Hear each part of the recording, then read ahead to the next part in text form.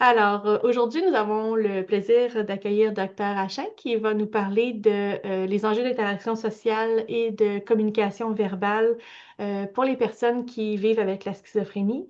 Donc, sans plus tarder, je vous laisse la parole, Dr. Hachin, puis je vous remercie beaucoup d'être là aujourd'hui. Ben, ça me fait vraiment plaisir aussi. En tout cas, merci de l'invitation. Je vais vous partager ma diapo mes diapos dans un instant, mais je me disais que ce serait peut-être plus sympathique que vous m'ayez vu le visage un tout petit peu là, avant de commencer. Ce que j'ai pensé faire d'entrée de jeu avant de vous partager là, ma présentation, c'est de vous partager un petit peu mon parcours.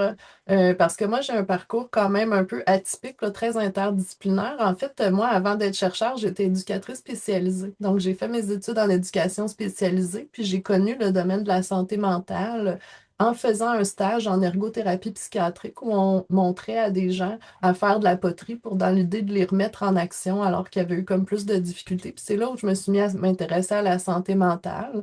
Tu sais, à ce moment-là, on se dit, ah, il y a probablement quelque chose dans le cerveau qui est affecté, qui donne des symptômes de tout genre. Puis je comprenais pas trop ce qui se passait, puis je me suis vraiment intéressée à ça. Puis ensuite, je suis rentrée à l'université en me disant, moi, je veux faire de la recherche en santé mentale, je veux mieux comprendre ce qui se passe. Puis donc, j'ai fait un baccalauréat en psychologie, j'ai fait une maîtrise ensuite en psychiatrie, un doctorat en neurosciences. J'ai fait un postdoc axé sur l'épidémiologie, puis travaillé ensuite en linguistique. Bref, j'ai travaillé sur plein de domaines, donc je suis tu sais, rien tout à fait, puis un petit peu de tout. Et moi, je trouve ça vraiment intéressant, la rencontre des perspectives. Puis je travaille aussi aujourd'hui là, avec des patients partenaires parce que je trouve que leur perspective est super riche là, dans nos travaux. C'est un petit peu pour ça pour mon parcours. Puis je vais vous partager mon écran à ce moment-ci. Vous me direz si vous le voyez bien. C'est tout en polyvalence. On va très bien. Merci. OK. Bon, mais super. Donc, je vous ai déjà parlé un petit peu de mon parcours. Puis donc, tu sais, il y a une évolution aussi au niveau de mes thématiques de recherche. Donc, moi, j'étais partie éducatrice spécialisée à aider les gens à se remettre en action. J'avais vraiment, puis j'ai travaillé comme emploi d'été à faire des loisirs pour les gens, à essayer de les aider à avoir du plaisir à se remettre en action aussi. Et puis donc, moi, je suis rentrée aux études, j'ai fait de la neuroimagerie. C'était pas très interactif. Puis je suis allée vers des choses un petit peu plus interactives, un petit peu plus près de la vraie vie là, au cours de mon parcours. Puis, ce que j'étudie le plus aujourd'hui, c'est à la fois la cognition sociale, donc l'ensemble des habiletés cognitives qui permettent de bien comprendre les autres, puis aussi la communication que moi, je vois comme étant ben, la capacité à bien se faire comprendre par les autres. Puis donc, dans le contexte d'une vraie interaction sociale, ben, ça va dans un sens, ça va dans l'autre. Donc, les deux vont essayer de se comprendre puis de communiquer. Puis le champ d'application ben, principal là, de mon laboratoire, ben, on s'intéresse à la schizophrénie puis aux troubles apparentés où est-ce qu'il peut y avoir là, des difficultés au niveau de la cognition sociale, des difficultés au niveau de la communication parfois. Puis notre approche dans notre équipe est particulière dans le sens où on a vraiment une approche axée sur les interactions sociales. Donc, étonnamment, il y a beaucoup de chercheurs qui étudient la cognition sociale en dehors du contexte des vraies interactions, puis la communication en dehors du contexte des vraies interactions. Mais nous, il y a vraiment une approche axée sur les interactions sociales. Euh, ou est-ce que dans les interactions sociales, ben, il n'y a pas juste une personne qui essaie de comprendre l'autre puis une personne qui s'exprime. En général, c'est les deux. L'autre va répondre, l'autre va essayer de comprendre, etc. Donc aujourd'hui, je vais vous parler d'abord de cognition sociale rapidement, ensuite de communication et puis de notre approche basée sur les interactions sociales. Donc, juste d'entrée de jeu en lien avec la cognition sociale, je vous présente quelque chose qui avait été dit par un de nos patients partenaires, Luc Vigneault, qui disait, je pense que la pire difficulté que j'ai eue, qui persiste encore, j'ai souvent pensé que je suis pas intelligent. Il disait, j'ai des problèmes à reconnaître les signes non-verbaux, à comprendre les jokes au second degré. Finalement, j'ai appris que c'est des symptômes cognitifs et que ça se traite puis qu'on peut s'en sortir. Donc, dans cette citation-là de Luc, il nous parle de ses problèmes avec les signes non-verbaux, difficulté à comprendre les jokes. Euh, Ça, c'est toutes des difficultés qu'on appelle des difficultés de cognition sociale.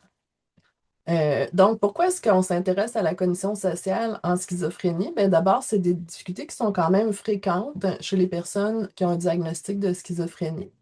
Puis c'est aussi des difficultés qui peuvent être associées à un moins bon fonctionnement social et occupationnel. Donc, il y a plusieurs études qui montrent des liens entre la cognition sociale puis le niveau de fonctionnement des gens.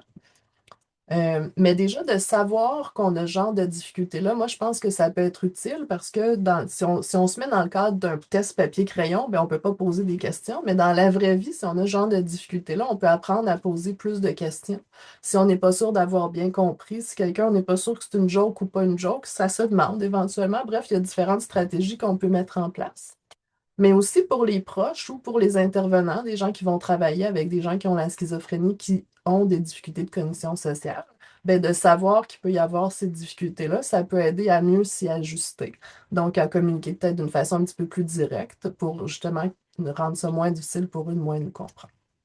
Mais donc, là, je vous fais juste un petit aparté. Il y a une conférencière, là, il y a quelques semaines, qui a fait une super présentation à la SQS le 11 novembre. Je vous ai mis le lien pour la conférence avec un code QR, là, si vous voulez y accéder un petit peu plus directement. Je vais aussi Mais mettre un donc, lien dans le clavardage. oui, parfait. Mais donc, tu sais, je ne vais pas m'attarder trop là-dessus parce qu'il y a eu une super présentation. Puis Elisabeth et moi, on a quand même des façons de voir les choses assez similaires parce qu'elle a fait son doctorat dans mon équipe là, il y a quelques années. Elle est aujourd'hui professeure là, à l'Université Laval, elle, au niveau, en psychologie. Moi, je suis au département de psychiatrie et neurosciences.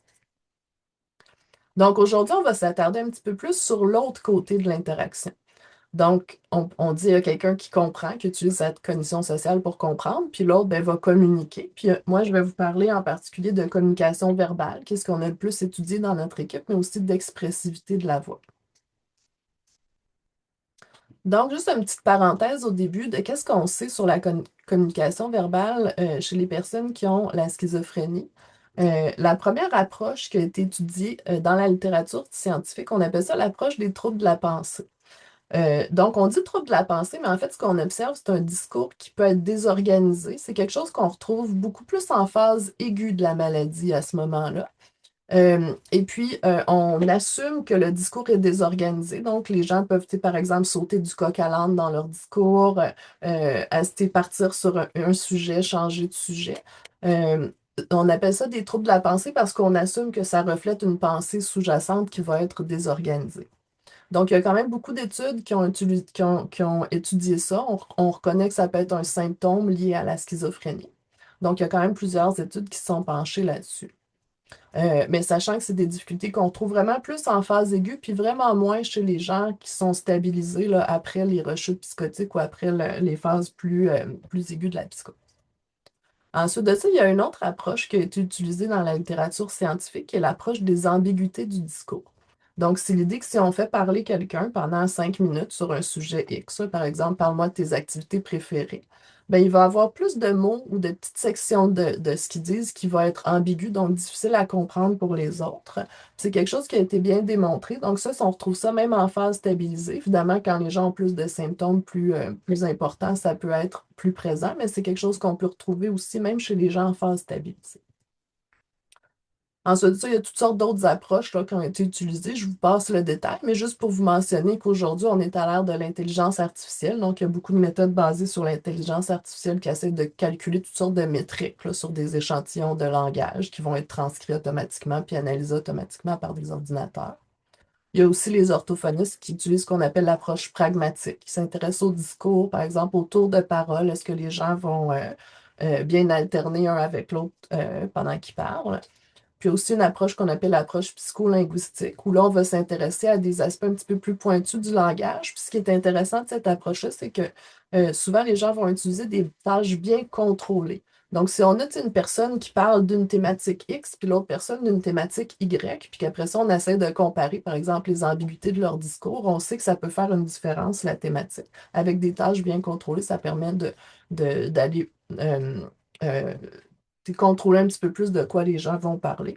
Mais souvent, c'est des trucs très, très pointus qui vont regarder les gens qui s'intéressent à cette approche-là. Le constat que je voulais vous amener, c'est qu'il y a encore étonnamment peu d'études qui ciblent la communication verbale dans un contexte qui est réellement communicationnel, où il y a vraiment une information à transmettre à quelqu'un. Parce que, tu sais, aller parle, fait sortir de l'information de toi. Là, on est dans les productions verbales. Donc, production verbale et communication verbale, pour moi, c'est pas exactement la même chose. Puis il y a beaucoup d'études qui sont dans aller, tu sais, fais sortir de l'information, tu sais, de toi, parle, parle, allez, parle. Mais c'est pas très naturel. de faire ça. Puis quand on parle dans la vraie vie, tu sais, ça prend tout son sens quand on parle à quelqu'un, quand on parle dans un but précis. Donc moi, je trouve que l'approche de la communication verbale où il y a une autre personne à qui on parle avec un but précis devient très intéressante.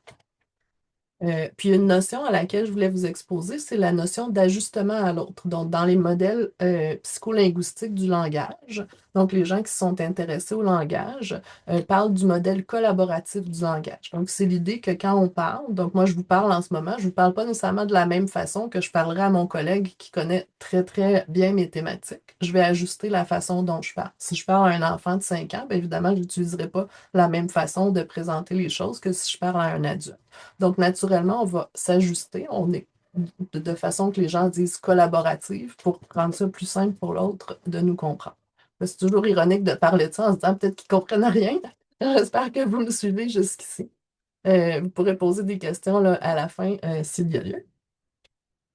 Euh, Puis je voulais aussi juste vous mentionner qu'il y a un lien qui a été théoriquement proposé entre la capacité à s'ajuster à l'autre puis la cognition sociale. Il y a encore très peu d'études là-dessus. La plupart qui ont été faites viennent de notre équipe.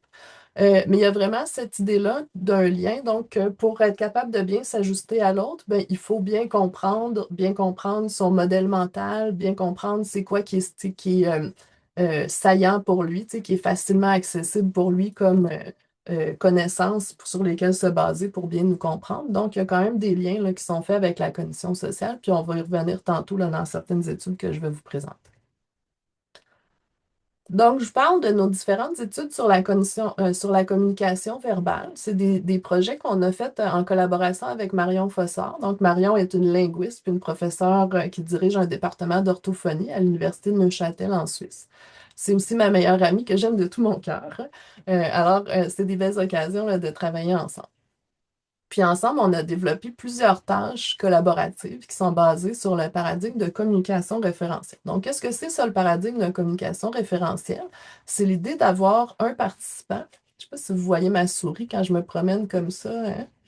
Voyez-vous? Pas nécessairement. En tout cas, donc, on a un participant qui est d'un côté et puis qui va avoir une série d'images devant lui, puis un partenaire d'interaction avec qui il fait la tâche. Puis le partenaire d'interaction va avoir aussi des images, puis le participant doit présenter chaque image une à une pour que le partenaire d'interaction puisse les identifier puis les replacer dans l'ordre. Donc, la plupart des études qui ont utilisé le paradigme de communication référentielle ont fait des tâches avec des images abstraites. Donc, tu ne peux pas dire c'est une pomme, c'est un citron, etc. C'est des images abstraites, ça n'a pas nécessairement de nom. Donc, on regardait comment est-ce que les gens vont appeler chaque image, la décrire, la présenter, etc. Donc, la plupart des études ont utilisé ces versions-là. Ce qui est intéressant avec ces tâches-là, c'est qu'il y a un vrai aspect communicationnel, puis on est aussi dans le faire ensemble. Donc, il y a vraiment une tâche à accomplir ensemble. Donc, on ne communique pas juste sans but, on communique pour faire quelque chose avec quelqu'un. Là, juste, je vous avertis, je vais vous partager certains détails un peu techniques sur nos tests puis nos mesures. Donc, pourquoi je me permets de faire ça? Bien, d'une part, parce que je suis un peu une geek de méthode. Moi, je trouve ça vraiment intéressant. Ça m'allume de mettre sur pied des nouvelles méthodes puis les petits détails qui sont importants puis qui changent tout.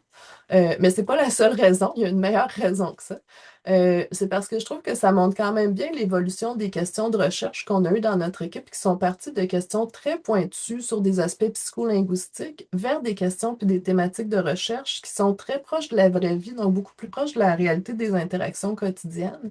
Puis, je pense que ça a vraiment une pertinence dans une perspective axée sur le rétablissement, où on veut aider, tu sais, à mieux comprendre c'est quoi qui peut rendre ça difficile dans les interactions sociales, comment est-ce que je peux cheminer pour aller vers quelque chose tu sais, qui va s'améliorer. Puis comment est-ce qu'on peut mieux comprendre c'est quoi les freins, puis c'est quoi aussi l'emprise qu'on peut avoir pour aider tout ça.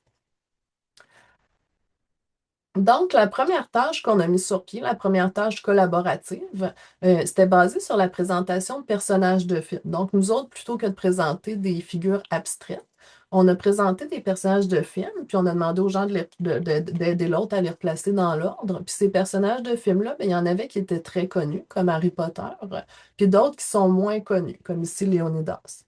Donc, les personnages très connus, ben, on peut facilement assumer que notre partenaire d'interaction va les connaître. Donc, Harry Potter, sans connaître personne d'entre vous, puis je vois même pas le visage, j'assumerais que la plupart seraient capables d'identifier Harry Potter.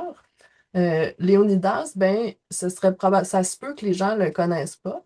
Donc, probablement que si je le présentais, ben, j'irais le présenter un peu différemment. Donc, ce qu'on s'est demandé, c'est est-ce que nos participants vont ajuster leur façon de présenter les personnages? On a une première étude là, chez des participants de la population générale. On a montré que c'était le cas effectivement. On s'est demandé est-ce que les personnes qui ont la schizophrénie vont avoir plus de difficultés à ajuster la façon de présenter les personnages, puis est-ce que ça pourrait être lié aux difficultés de cognition sociale? OK, donc, si je vous montre un peu là, de quoi ça avait l'air. Donc, le participant avait devant lui 10 images, certaines qui sont des personnages de films moins connus, d'autres plus connus. Il ne savait pas, on ne lui disait pas là, lesquels sont connus, lesquels ne sont pas connus. On ne leur disait pas qu'il y avait une manipulation. On regardait vraiment juste comment spontanément il allait présenter.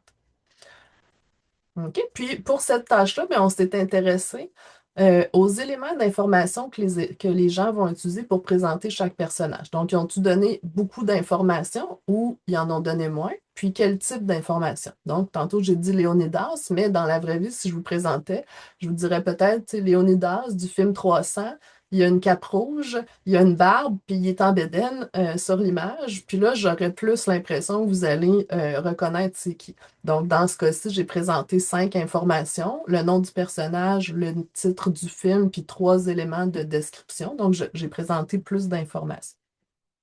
OK, au niveau de mes résultats, ce que je vous montre ici, c'est un petit graphique qui montre le nombre d'éléments d'informations utilisés pour présenter chaque personnage. Puis dans la colonne de gauche, c'est nos participants contrôle, donc des gens de la population générale. Puis dans la les colonnes de droite, les gens qui avaient un diagnostic de schizophrénie. Puis ce qu'on remarque, c'est que entre les lignes pâles puis les lignes plus foncées, donc entre nos personnages bien connus, les gens de la population générale avaient tendance à donner un plus grand nombre d'informations pour les personnages moins connus, donc que l'autre avait des bonnes chances de ne pas connaître que pour les personnages connus. Puis cet ajustement-là, on ne le voyait pas spontanément là, chez les gens qui ont la schizophrénie. Donc, c'est quand même quelque chose d'intéressant qui peut nous donner des pistes de réflexion. Un autre élément qu'on a trouvé, c'est qu'il y avait un lien sur la cognition sociale seulement dans notre groupe contrôle, donc chez les gens de la population générale. Donc, chez la population générale, on voit un ajustement, puis cet ajustement-là est plus important pour ceux qui réussissent mieux à nos tests de cognition sociale à côté. Chez les gens atteints de schizophrénie, on voit peu d'ajustements, puis il n'y a pas nécessairement de lien parce qu'il n'y a pas beaucoup d'ajustements. Par contre, chez les gens atteints de schizophrénie, c'est pas qu'ils n'ajustaient pas du tout. Il y avait quand même un certain ajustement au niveau du type d'information fournie.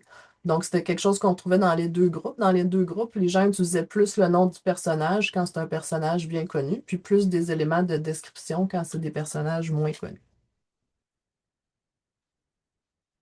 OK? Euh, donc, ça, c'était notre première étude qu'on a fait dans notre équipe. Euh, je vous parle juste un petit aparté pour vous parler qu'il n'y a vraiment pas beaucoup d'études qui sont penchées sur la communication verbale en schizophrénie dans le tâche de tâches collaboratives. Donc, moi, j'ai réussi à trouver seulement 2 autres études provenant de d'autres équipes. J'ai un étudiant qui a essayé d'en trouver aussi, qui n'a pas plus réussi que moi à trouver autre chose. Donc, il y a seulement 2 études. Il y en a une que c'était avec une tâche là, basée sur des images de tangrammes à faire replacer à l'autre personne.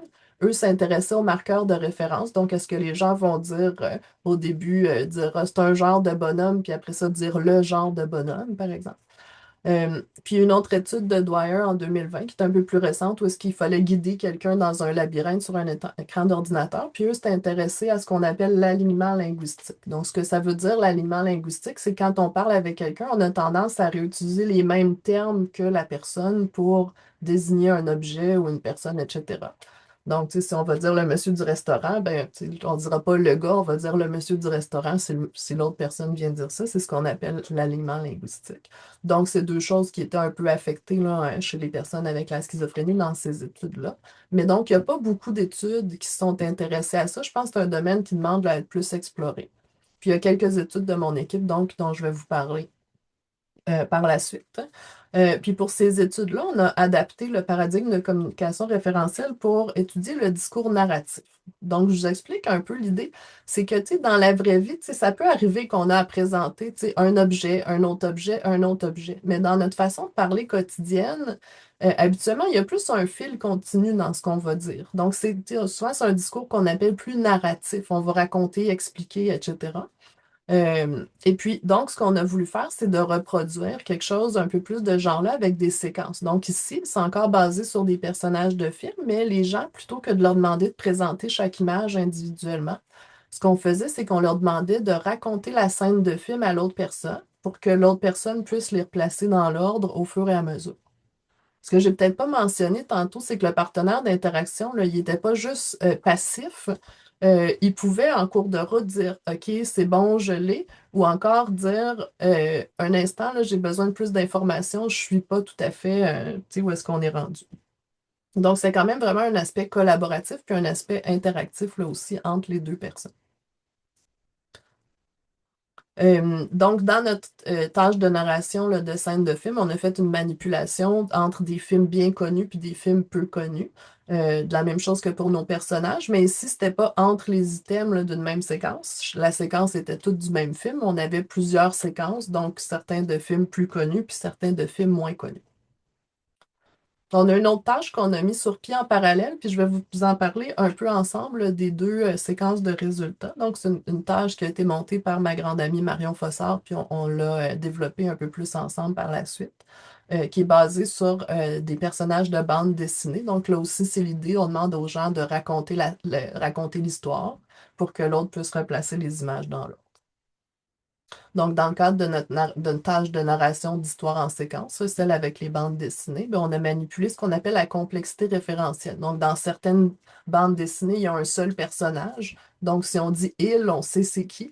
Alors qu'ici, si on dit elle, ben, on ne saurait pas nécessairement de qui il s'agit parce qu'il y a deux personnages de même genre. Puis on avait aussi donc des séquences avec un seul personnage, des séquences avec deux personnages de genre différents. Donc, quand on dit il ou elle, c'est pas mélangeant lequel ou laquelle, il y en a un seul de chaque genre. Puis ensuite de ça, des personnages, des séquences avec des personnages de même genre. OK? Puis donc, au début de tout ça, là, je vous parlais tantôt un peu de la séquence, comment on est parti de trucs très pointus vers des choses un peu plus appliquées. Mais en fait, au départ, quand on a mis sur pied ces tâches-là, on prévoyait examiner ce qu'on appelle le choix de marqueurs de référence. Donc, dans le discours, on sait que quand on va introduire un nouveau personnage, normalement, les gens vont dire un monsieur. Puis ensuite, ils vont dire il quand ils le maintiennent en focus. Puis s'ils changent, ils vont dire ben, l'autre monsieur ou son ami, ou et on ne va pas nécessairement parler de la même façon à différents moments dans le discours. Donc, tu sais, si je vous ai mis des exemples, on peut dire un monsieur, on peut dire le monsieur, on peut dire son ami, on peut dire il. Dans le cadre de nos tâches avec les personnages de film, on peut nommer le personnage. Donc, c'est ce qu'on prévoyait regarder au début. On avait par exemple l'impression de manquer quelque chose. Donc, on n'avait pas l'impression que c'était le choix des bons marqueurs de référence qui était tellement affecté en schizophrénie. On a quand même poursuivi notre codage. Ça demande beaucoup de manipulation. Là. Faut, tu sais, pour être capable d'extraire tout ça, il faut transcrire, etc. On fait beaucoup de, tu sais, identifier toutes les mentions au personnage, ensuite tu sais, catégoriser le type de mention, etc. C'est très demandant. On l'a fait quand même. On a eu certains résultats, puis on a trouvé qu'en fait, les gens atteints de schizophrénie, on voyait des différences assez spécifiquement dans l'introduction des personnages, puis pas nécessairement par la suite. On voyait que les gens atteints de schizophrénie, dans notre tâche de film, là, spécifiquement, utilisaient moins de dénomination, donc nommaient moins le personnage, puis utilisaient plus de références définies. Donc, ça peut être simplement un effet de mémoire. Peut-être que les gens avec la schizophrénie avaient plus de misère à se souvenir des noms, on ne sait pas exactement. On voyait aussi qu'il ajustait moins, par contre, l'utilisation des références définies selon les connaissances probables de l'autre. Donc, euh, il n'utilisait pas plus ou moins là, selon le type. Mais bref, passons ça rapidement. C'était pas là où est-ce qu'il y avait les résultats les plus intéressants. Comme on avait l'impression de manquer quelque chose, puis moi je me disais, j'ai l'impression que quand on écoute les bandes audio, quand on lit les transcriptions verbatimes, il y a quelque chose, ça me semble plus difficile, moi, à suivre quand c'est les gens qui sont atteints de schizophrénie versus les gens de la population générale. Puis donc, on a développé une nouvelle stratégie d'analyse qui, elle, a donné des résultats que je trouve vraiment très intéressants, puis que je vais prendre le temps de vous partager. Donc, notre nouvelle stratégie d'analyse était basée sur la perception subjective de juge naïf. Ce que ça veut dire, c'est qu'on a fait écouter les bandes audio à des assistants de recherche. On leur a donné les images, on leur a dit replacez-les dans l'ordre pendant que vous écoutez la bande audio. Puis, cotez votre impression subjective sur une échelle de 1 à 10, à quel point vous trouvez ça facile de placer les images dans l'ordre, puis en même temps, ben, à quel point vous trouvez l'histoire intéressante, puis à quel point vous trouvez le ton de voix expressif. Donc, il y a eu 4 personnes qui ont fait ça pour chacune des histoires, qui étaient naïfs, tu sais, dans le sens qu'ils ne savaient pas qui était de quel groupe. Ils écoutaient une bande audio, on ne disait pas ça, c'est une personne qui a la schizophrénie, ça, c'en est pas une. Ils ne savaient aucunement. Puis, ils ne savaient pas les hypothèses non plus là, de notre étude. Donc, ce qui est ressorti, ici je vous présente pour la tâche sur la narration de scène de film, ben, les gens qui ont la schizophrénie, même si on ne savait pas qui l'avait ou pas, ont été cotés comme rendant ça moins facile. Ils ont été cotés comme qu'on les trouvait moins intéressants, puis on trouvait leur ton de voix moins expressif. Ensuite, on avait nos données de notre tâche avec les bandes dessinées, la tâche de narration d'histoire en séquence, puis une étudiante de mon équipe, Audrey Caillouette, qui a reproduit, qui a en fait répliqué les mêmes résultats avec notre tâche de bande dessinée. Donc, elle aussi a fait coter à quel point c'est facile, à quel point on trouve l'histoire intéressante, puis à quel point on trouve le ton de voix expressif. Puis là aussi, les gens atteints de schizophrénie ont été cotés comme rendant ça moins facile, moins intéressant, puis ils étaient vus comme étant moins expressifs. Donc, il y a vraiment quelque chose que les gens pouvaient percevoir qui ressortait de ce côté-là. Donc, ensuite, on s'est demandé, ben, qu'est-ce qui sous-tend ça? Est-ce que, par exemple, ça pourrait que les difficultés de cognition sociale aient un impact? Puis en fait, chez les gens qui ont la schizophrénie, ben, c'était effectivement le cas. Donc, autant dans notre première étude avec les films que dans notre étude avec les bandes dessinées, on a trouvé des associations significatives entre à quel point les gens trouvaient ça facile de remettre les images dans l'ordre, puis à quel point les gens avaient une bonne performance à un test qu'on faisait faire à côté, qui mesure la cognition sociale, un aspect qu'on appelle la théorie de l'esprit, donc la capacité à bien comprendre les états mentaux des autres, comme leurs pensées, leurs intentions, etc. Donc, ça veut dire que les gens qui avaient plus de difficultés de théorie de l'esprit, de cognition sociale, donc plus de difficultés à bien comprendre les autres, avaient aussi plus de difficultés à bien se faire comprendre par les autres. Donc, on peut voir qu'il y a vraiment comme un impact dans les deux sens. Maintenant, une autre association qui est ressortie, qu'on ne s'attendait pas nécessairement, mais qui nous a vraiment, je dirais, jeté à terre, tellement que c'était une association forte. C'est une association qu'on retrouvait à la fois chez les gens qui ont la schizophrénie et dans notre groupe contrôle entre à quel point les gens sont expressifs puis à quel point on les trouve intéressants. Donc, c'était des corrélations, là, dans le domaine des statistiques, une corrélation de 0,79, c'est une corrélation extrêmement forte, on ne voit jamais ça. Puis ces résultats-là ont été reproduits dans l'étude de Audrey, donc avec les bandes dessinées. 0,89, j'avais jamais vu ça, une corrélation aussi forte. Donc, ça veut vraiment dire que le manque d'expressivité qu'on peut voir parfois en schizophrénie peut avoir un impact important sur à quel point on trouve les gens intéressants. Puis ça, c'est quelque chose dont on n'entend aucunement parler, puis qui me semble vraiment super important à garder en tête. Donc, tu sais, de tout ça, tu sais, je vous dis, il serait peut-être temps qu'on s'intéresse un petit peu plus, tu sais, pas juste à la communication dans un cadre interactif, mais aussi à la perspective du partenaire d'interaction. Parce que, tu sais, la personne, ben, doit aussi essayer de comprendre, doit aussi, tu sais, c'est quelque chose qui se fait à deux, là, les interactions sociales. Donc, je vous partage une autre petite citation de notre ami et patient partenaire, Luc Vignon. Euh, il nous disait, un jour, on a souligné mon anniversaire. Pendant la fête, on m'a dit, t'es pas content? Il dit, pourtant, je l'étais. À un autre moment, je me suis retrouvée dans une situation semblable où, en réponse à la même question, j'ai dit, oui, oui, je suis content. Puis le type a répliqué, ben dis-le à ta face parce qu'elle ne sait pas. Il dit, je me suis arrêtée, j'ai réfléchi. Visiblement, j'étais content, mais ça paraissait pas bizarre. Donc, c'est quelque chose qui arrive quand même assez souvent chez les gens qui ont la schizophrénie. L'expressivité réduite, hein, ça fait partie des symptômes. Donc, mais des symptômes qui sont pas juste vécus par la personne, qui sont observables par les autres. Donc, l'expressivité réduite, nous, on a regardé ça dans la prosodie de la voix, dans l'expressivité de la voix, mais ça se trouve aussi au niveau des expressions faciales, des gestes. En schizophrénie, il y a un symptôme qu'on appelle, nous, dans notre langage, l'alogie. C'est un drôle de mot. Ça ne veut pas dire pas être logique, ça veut dire parler peu, pas dire beaucoup de mots. C'est quelque chose qui peut arriver aussi. Tantôt, je vous parlais des troubles de la pensée, là, qui sont en fait un discours désorganisé qu'on pense qui reflète une pensée désorganisée. Mais donc, il y a tous ces symptômes-là. Puis au final, quelque chose que je veux vous laisser comme message, c'est que les autres ben, vont avoir moins d'indices au final pour bien comprendre les gens qui ont la schizophrénie, qui présentent ces symptômes-là. Donc, c'est quelque chose dont on parle très peu, mais qui me semble vraiment très important. Puis, tu sais, on parle beaucoup de retrait social en schizophrénie. Moi, je m'intéresse aussi à l'anxiété sociale. On assume tout le temps que c'est la personne qui a la schizophrénie qui se retire, mais tu sais, est-ce que ça se pourrait que peut-être les autres aussi se retirent parce qu'ils trouvent ça plus difficile de faire des choses ensemble, ils les trouvent moins intéressants, par exemple? C'est quelque chose dont on parle peu. On met beaucoup tout le poids sur la personne elle-même qui a le diagnostic, mais les autres entrent en jeu dans tout ça. Puis c'est quelque chose qui me semble vraiment important. Donc, c'est une possibilité qui me semblait intéressante. Puis, on a fait une petite étude pilote là, qu'on vient tout juste de faire. Je vous présente quand même. On a repris les mêmes résultats, donc que mon étudiante Audrey Caillouette avait pris pour ses études de doctorat. On a repris ces mêmes bandes audio-là. Puis, il y a une stagiaire qui est venue faire un stage de 7 semaines dans mon équipe, Amélie Piette, qui a écouté toutes les bandes audio. Donc, pour chaque participant, elle a écouté les 9 histoires qu'il y a dans la tâche.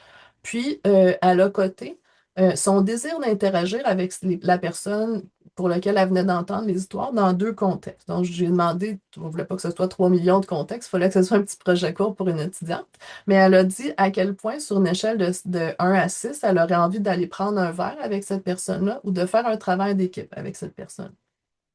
Elle ne savait pas qui a un diagnostic de schizophrénie, qui est un participant contrôle, elle n'avait aucune idée. Puis donc, mais malgré tout, elle a donné des codes plus faibles pour les 2 contextes. Donc, Amélie, elle aurait eu moins envie, juste sur l'écoute des bandes audio, d'aller prendre un verre avec les personnes qui ont la schizophrénie, puis elle aurait eu moins envie de faire un travail d'équipe avec eux. Euh, Amélie n'était pas du tout capable, on en a discuté ensemble, de deviner qui avait ou non un diagnostic de schizophrénie. Elle dit qu'elle se posait la question, puis qu'elle n'était pas du tout capable de deviner. Donc, qu'est-ce qui explique son désir moindre d'interagir? C'est une question qu'on se pose qui me semble importante à se poser.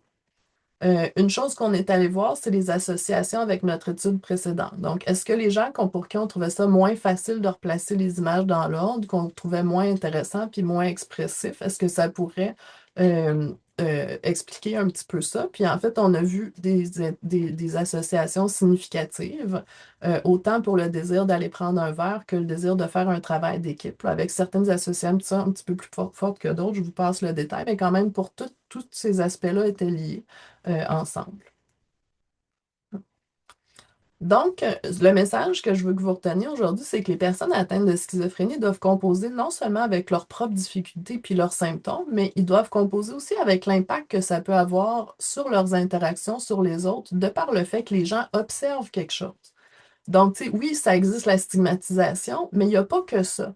Il y a aussi autre chose qui semble entrer en jeu, puis qui semble mettre les gens à un désavantage, mais pas uniquement parce qu'il y a des préjugés, parce que dans nos études, les cotateurs, les gens qui ont fait les cotes, ils ne savaient pas le diagnostic, ils ne savaient pas qui avait le diagnostic.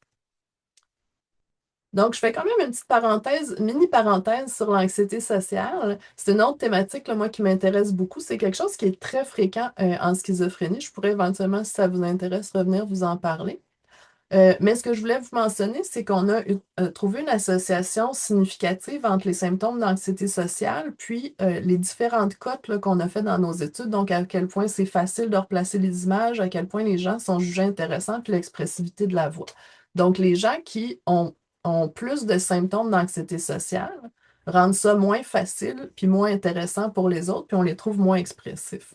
Mais est-ce que c'est l'œuf ou la poule? Est-ce que c'est parce qu'ils ont de l'anxiété sociale, qu'ils sont moins bons socialement, si on veut dire, ou si c'est parce qu'ils se rendent compte de la réaction des autres qui deviennent à avoir de l'anxiété sociale. Donc, on ne le sait pas. C'est quelque chose qui nous semble aussi très important à explorer plus. Mais donc, il y a l'anxiété sociale qui vient un petit peu aussi là, entrer dans cette balance. Donc, pour terminer, je veux juste vous illustrer une nouvelle étude qu'on a mise sur pied dans notre équipe, qui illustre un impact, un exemple d'impact des difficultés cognitives ou communicationnelles, la cognition sociale, mais cognitive au sens plus large aussi, sur les interactions sociales, dans un contexte spécifique d'interaction sociale, donc soit les interactions que les gens peuvent avoir avec les professionnels de la santé dans un contexte de soins. Donc, c'est une étude qui est en cours, on est en phase d'analyse, mais on a recruté des participants à la clinique Notre-Dame-des-Victoires, qui est une clinique où est-ce qu'il y a un suivi intensif pour des gens qui sont en début d'évolution d'un trouble psychotique. Puis la question qu'on se posait, qui est à la base de ce projet-là, c'est est-ce que ça se peut que les difficultés cognitives et communicationnelles aient un impact sur les décisions qui sont prises dans le cadre du suivi en psychiatrie? Donc, à cette clinique-là. Donc, l'idée que si quelqu'un a plus de mal à bien tu sais, à porter attention à toutes les informations qu'on lui donne, plus de problèmes de mémoire à les retenir, plus de problèmes à comprendre c'était quoi l'intention de la personne qui lui donne ces informations-là, puis peut-être aussi plus de difficulté à communiquer clairement ses préférences, mais peut-être qu'elle se retrouve à un désavantage, cette personne-là. Donc, on a voulu étudier ça avec un projet de recherche qu'on appelle qualitatif. Donc, on n'a pas fait des tests, etc. On a demandé aux gens ce qu'ils en pensent, puis on a demandé à des gens qui ont la schizophrénie et qui ont des difficultés cognitives ou communicationnelles, ou qui en rapportent, là, qui disent avoir des difficultés avec leur mémoire, leur attention, etc. Puis qui sont suivis à cette clinique-là, puis aussi à 10 professionnels de la santé qui travaillent à cette clinique-là. Donc, on leur a posé des questions sur l'impact des difficultés cognitives et communicationnelles sur la prise de décision partagée, donc quand il y a des décisions à être prises ensemble. Mais aussi, on a posé des questions sur c'est quoi les types de décisions qui ont à être prises, c'est quoi qui facilite, etc. Puis on s'est aussi intéressé à c'est quoi les indices qui pistent les professionnels de la santé, à savoir la personne devant moi, elle a-tu des difficultés cognitives ou communicationnelles? Donc, c'est encore en cours d'analyse. C'était vraiment juste pour vous illustrer que ces thématiques-là, c'est important dans plein de contextes, incluant dans les contextes où une personne qui a la schizophrénie rencontre des professionnels de la santé. Mais donc, une des choses que je trouve qui est ressortie très intéressante, c'est qu'il y a quand même des personnes avec un diagnostic de schizophrénie puis des difficultés cognitives qui nous ont dit qu'ils sont capables de prendre les décisions, mais généralement, pour eux, ça prend plus de temps. Donc, ils ont besoin de plus de temps pour bien saisir toutes les informations, bien peser les pour et les contre. Des fois, de faire des listes, ça peut les aider. Si les professionnels de la santé, donc, tu les aident à faire la liste des pour et les contre, ça peut les aider. Il y en a d'autres qui nous disaient, ben moi, j'en parle à mes parents, ils m'aident à digérer un peu cette information-là, puis ensuite, je suis capable de prendre mes décisions. Mais dis-moi, tu sais, si on me demande tout de suite, là, ça marche pas, j'ai besoin de plus de temps. Puis je trouve que c'est quelque chose qu'on discute pas beaucoup aussi, mais qui a quand même un impact, qui est quelque chose d'intéressant à tenir en compte. Puis, une autre chose qui est ressortie de cette étude-là, c'est que les professionnels de la santé disaient qu'ils trouvaient ça difficile souvent d'évaluer si la personne devant eux a ou pas des difficultés cognitives. Euh, donc, tu sais, il y en a certains qui me disaient, moi, si la personne ne me le dit pas, je ne le sais pas.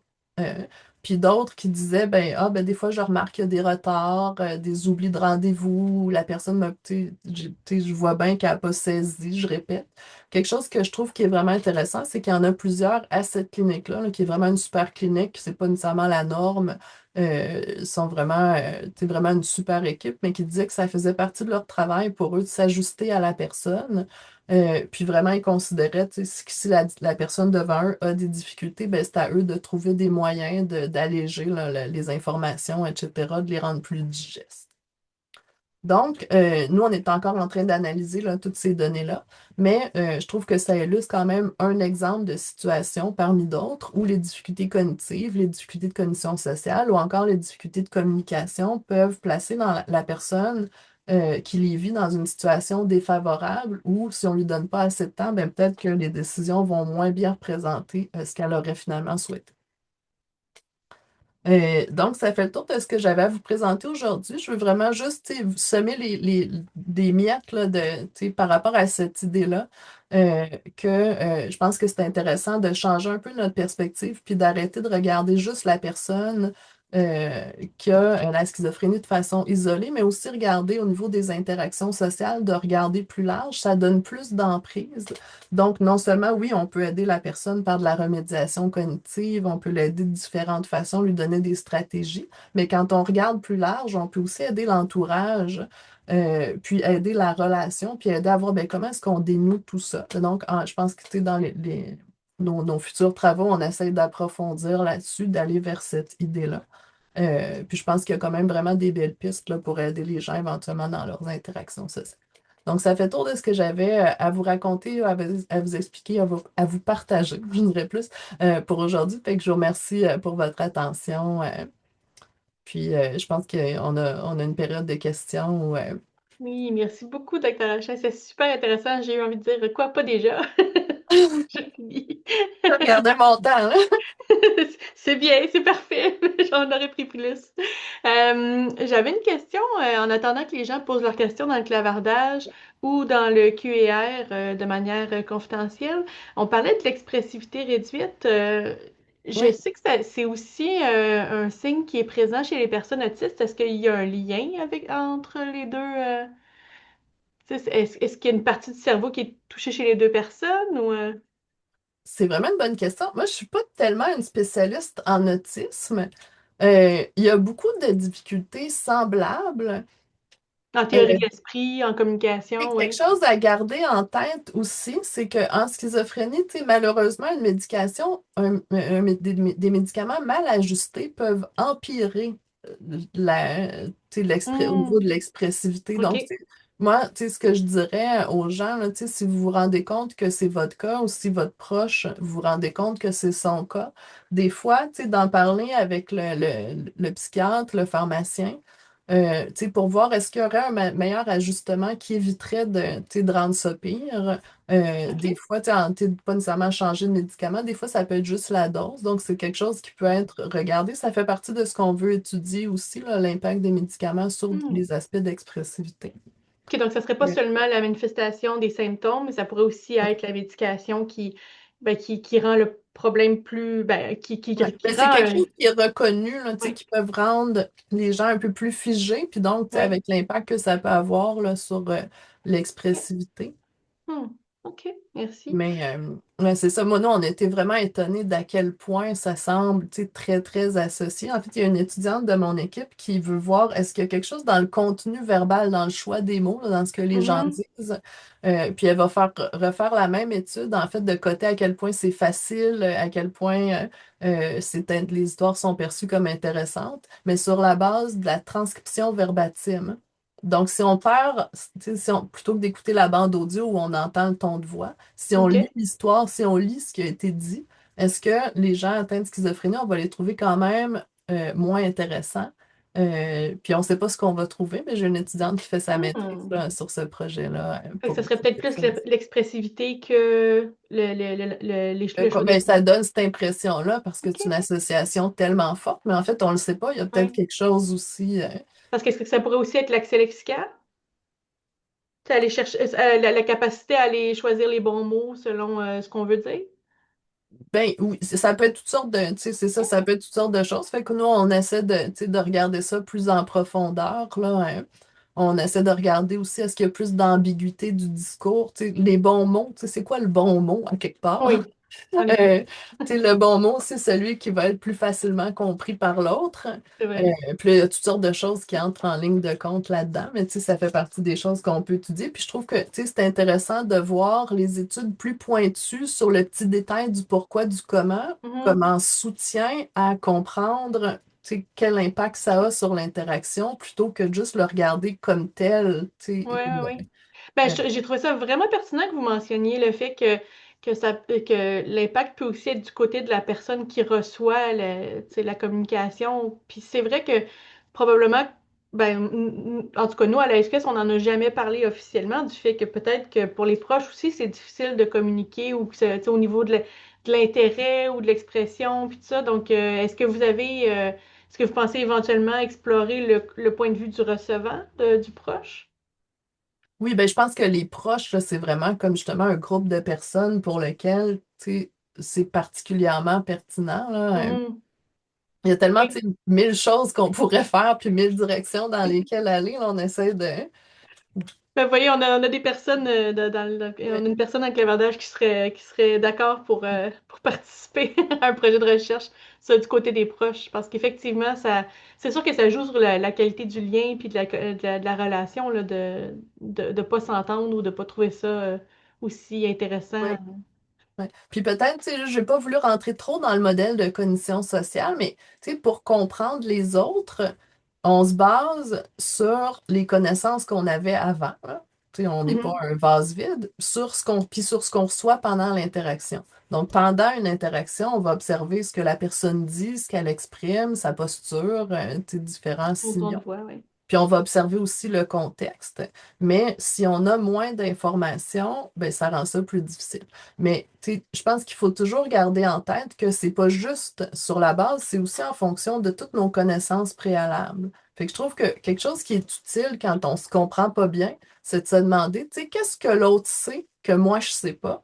Puis qu'est-ce que moi je sais que l'autre sait pas? Tu sais, qu'est-ce qu'on peut se donner comme information qui Mhm. va aider à voir les choses de la même façon?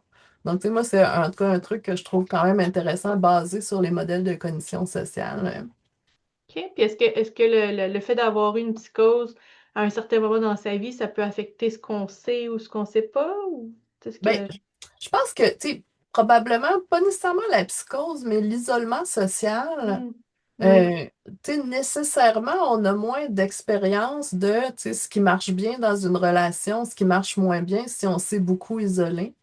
Tu sais, si on a Mhm. vécu des moments difficiles, si on avait des problèmes de cognition sociale, qu'on n'a pas bien compris les autres, puis tu sais, quand on Hmm. comprend pas bien les autres, là, tu sais, monsieur puis madame tout le monde, on n'a pas bien compris l'autre, il y a un malentendu, tu sais, ça revire facilement en conflit.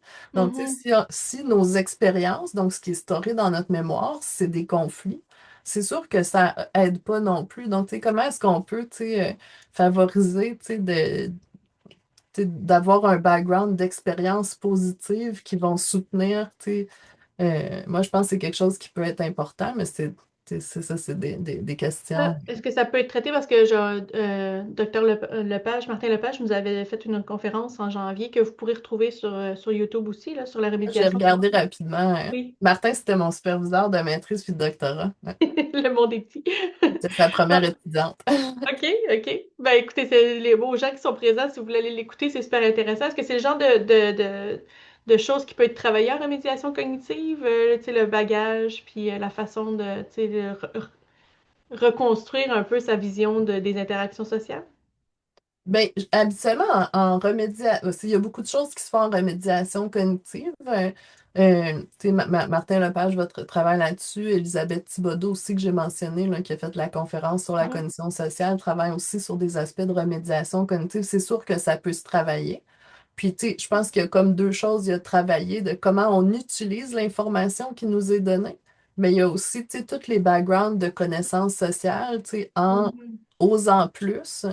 euh, tu sais, on gagne des expériences. Puis, tu sais, on gagne des expériences sur ce qui n'a pas bien marché, qui n'a pas mené à quelque chose de bien smooth, mais éventuellement, on C'est peut vrai. gagner aussi des expériences sur ce qui a bien marché, ce qui a donné comme mieux. Fait que je pense comme un peu une roue qui tourne.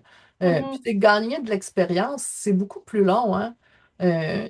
Tu sais, on peut pas du jour au lendemain avoir comme, tu sais, si on a été plus isolé pendant longtemps, on peut pas du jour au lendemain avoir l'expérience, tu sais, complète.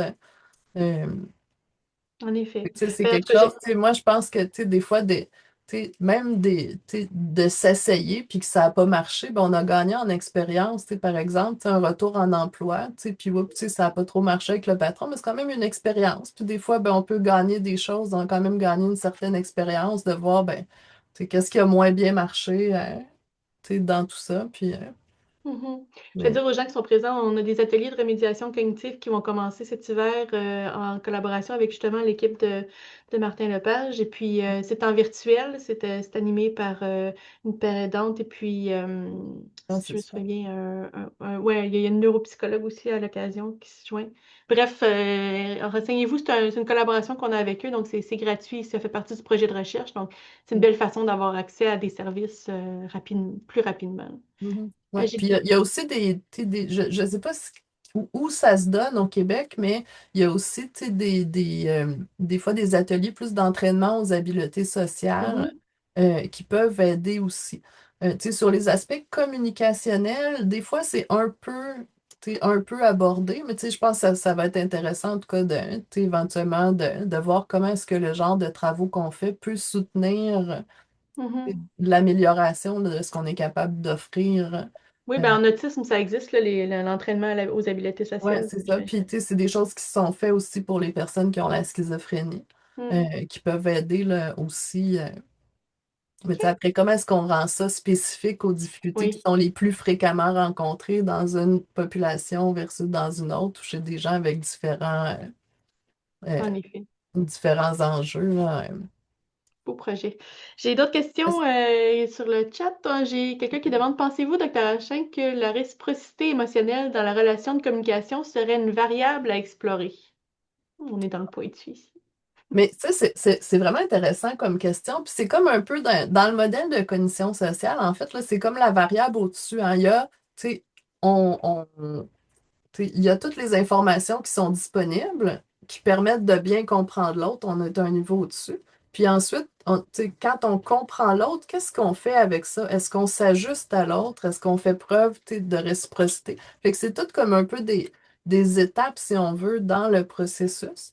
Mais je pense qu'effectivement, tu sais, c'est quelque chose qui est très pertinent. Ensuite, tu sais, comment est-ce que ça se ça, c'est moins quelque chose que je connais en profondeur. C'est quelque chose qui m'intéresse beaucoup. Puis justement, en autisme, c'est quelque chose qui devient très intéressant parce que les Mm, aspects de réciprocité, c'est très affecté en autisme. En mm. schizophrénie, étonnamment, j'ai moins regardé, en tout cas, je suis moins tombée sur des trucs qui parlaient de ces enjeux-là. Ce serait vraiment quelque chose d'intéressant, mais effectivement, les attentes qu'on peut avoir, puis Tant de choses à explorer. J'ai quelqu'un qui c'est demande, une bonne question, ouais. oui, bonjour, pour les films, est-ce que les différences culturelles peuvent influencer les résultats, ajoutant un facteur confondant?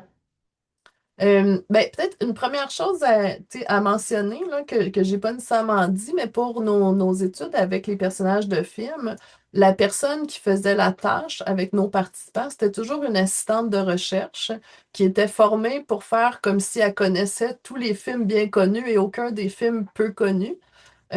Et puis, c'était toujours une jeune femme, c'était pas tout le temps la même, mais c'était toujours une jeune femme dans la vingtaine, donc nos étudiants typiques, québécoises d'origine, là, pour essayer d'avoir comme des attentes un peu semblables. Parce qu'effectivement, si on a quelqu'un qui vient d'ailleurs, c'est peut-être plus difficile Mhm, d'évaluer qu'est-ce que cette personne-là va connaître. Euh, c'est jamais un c'est sûr qu'elle va connaître ou un c'est sûr qu'elle va pas connaître. Tu sais, Harry Potter, en général, c'est assez safe que les gens vont connaître. mhm, C'est pour ça que je prends lui comme exemple.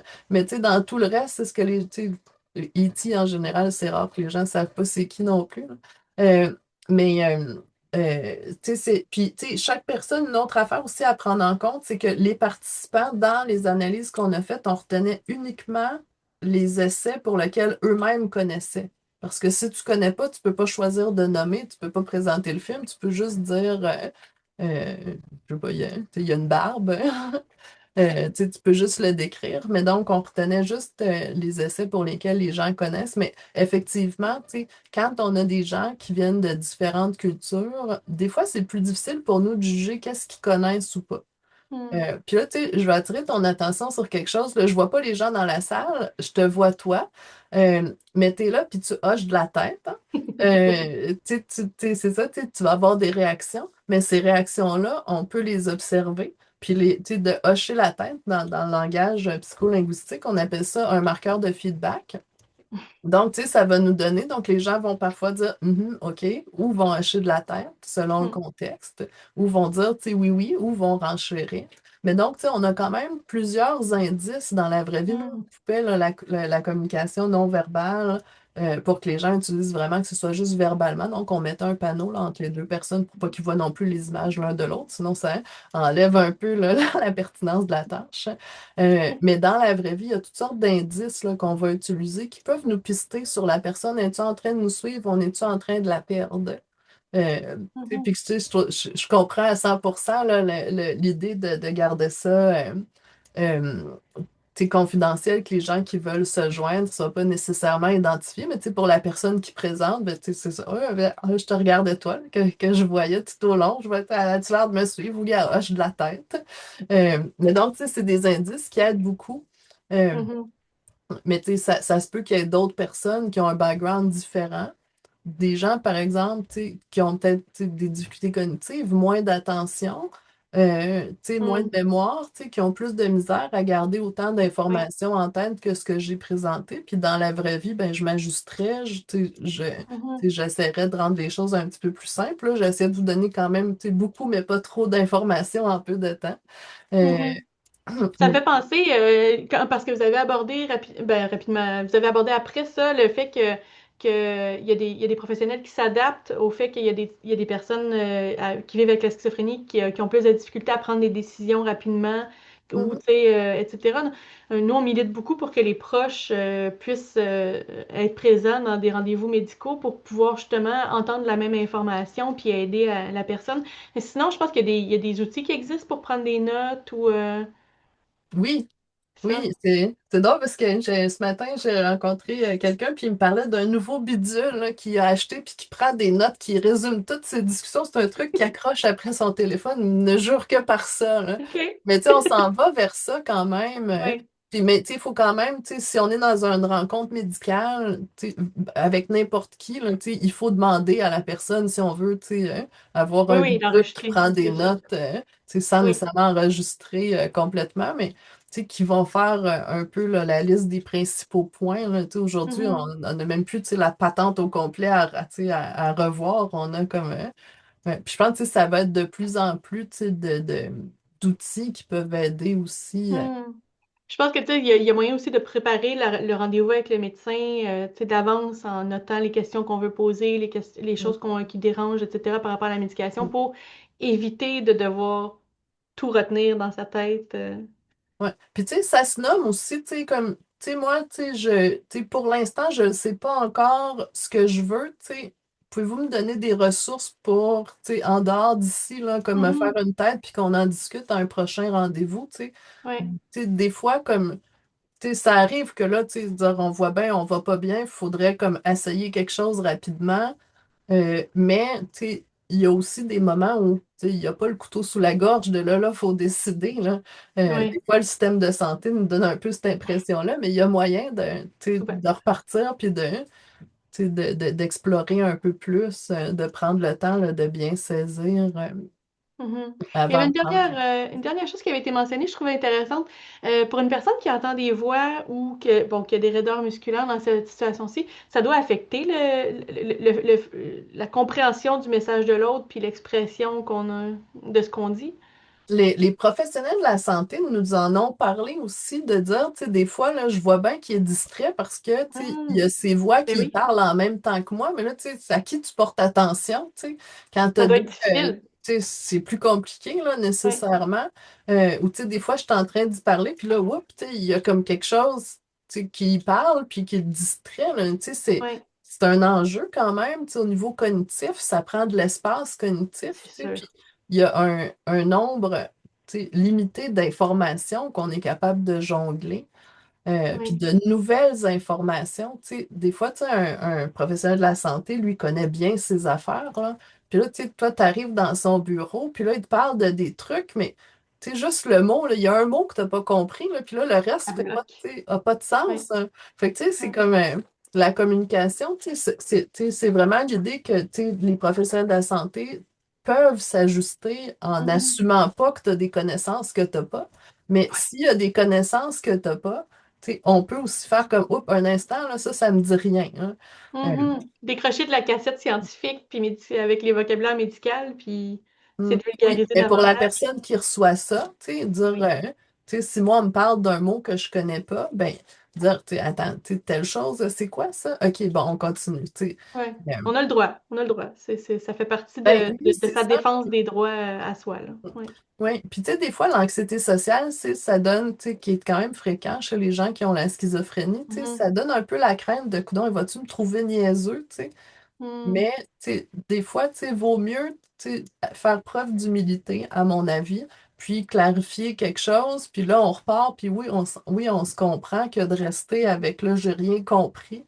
Euh, Fait que, tu sais, si Parce on que veut rien comprendre, ça pouvoir rend faire anxieux des aussi. décisions qui nous représentent plus, Oui. mais tu sais, c'est facile à dire, moins à faire, hein, de faire preuve d'humilité quand on a comme une capacité cognitive qui est moins grande, Mhm. etc. Puis tu sais, que les gens, ben, tu sais, assume qu'on est la personne moyenne, puis tu sais, on veut pas non plus assumer que la personne est pire qu'elle est, tu sais, ça peut Non, avoir faut l'air pas identifier. stigmatisant, donc Oui, tu sais, c'est comme pas tout le infantilisant. temps, c'est Oui. c'est quand même, ça demande des ajustements fins, mais tu sais, je pense que quand les gens sont bien intentionnés, puis tu sais, essayent ensemble, mais moi, tu sais, poser des questions, puis vérifier si l'autre a compris, c'est deux.